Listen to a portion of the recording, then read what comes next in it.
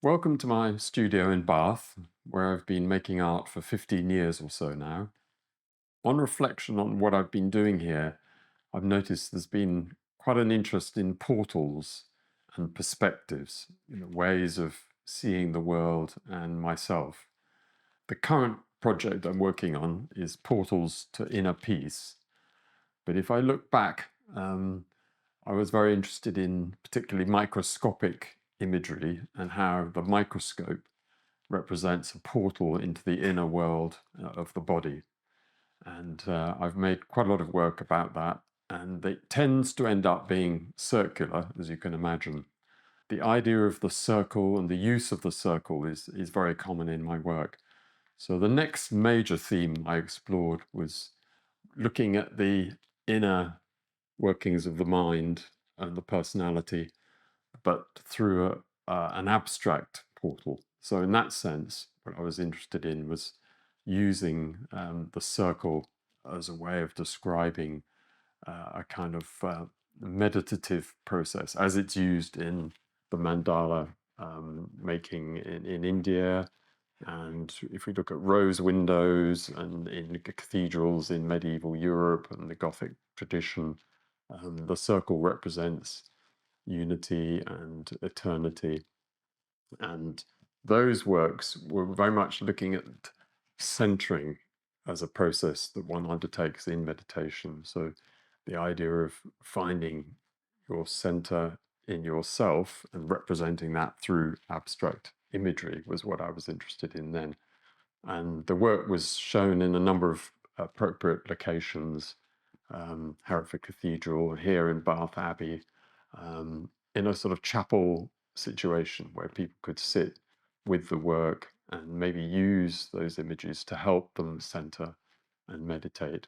My current project is Portals to Inner Peace, and that's looking very much at the idea of using architectural formats. So it could be windows again, it could be circular, it could be arches, it could be Romanesque, classical arches, it could be Gothic arches, it could be Islamic structures, which are used often in sacred buildings. So in the tradition of synagogues or mosques or Buddhist temples or Hindu temples or Christian churches, the doorway, the entrance, the threshold into the sacred space is very important, and the shape of that is important as well.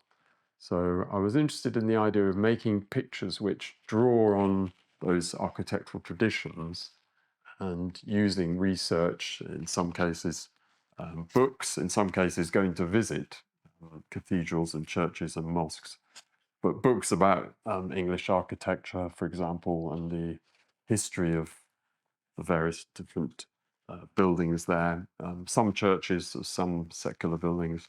And this is a book about the Gulf architecture and Gulf doors. So again, looking at various different vistas or ways into buildings. And in their tradition, the doorway and the entrance is very important, and the privacy of what goes on in one's home, and the privacy of the mosque and the activities of the mosque, again, are sacred spaces which people can't just wander into necessarily. Um, so I was looking at those structures, and then I was imagining the light beyond, or the light within those buildings, can represent a divine light or some sort of sacred light, presence of inner peace. So hence the idea of portals to inner peace, the idea of that one's making a physical journey, a transition into a place of peace, but also the idea that what one experiences in that place might be a journey to a place of inner peace or inner light within. So there is a possible analogy there being made between the journey into a building, but or the journey into ourselves.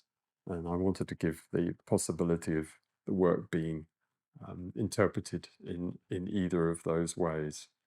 So in terms of how I make the work, largely I'm doing drawing and painting. So I've got this lovely cotton paper here.